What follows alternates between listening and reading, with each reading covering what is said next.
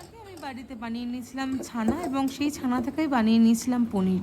ছানা তোমরা অনেকে অনেকভাবে কাটাও, কেউ কেউ ছানা কাটানোর পাউডার কিনে রাখো, বা কেউ কেউ কাটাও লেবু দিয়ে, কেউ কেউ ভিনেগার দিয়ে কাটাও।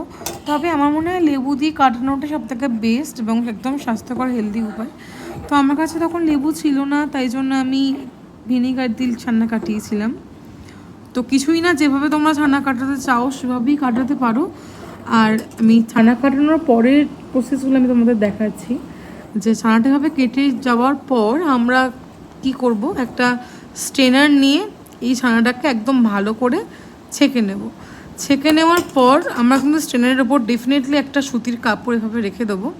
রেখে দেওয়ার পরে আমি ছানাটাকে ধুয়ে নিচ্ছি, যেহেতু ভিনিগারের একটা গন্ধ থাকে, সেই গন্ধটা কাটাতেই হবে। পনির থেকে ওরকম গন্ধ বেরোলে মোটেই ভালো লাগবে না সেটা। আচ্ছা, এরপরে এটা আমি গোল করে বেঁধে একটা ফুটো থালার উপরে একটা ভারী জিনিস চাপা দিয়েছিলাম, যাতে একদম সুন্দর সেট হয়।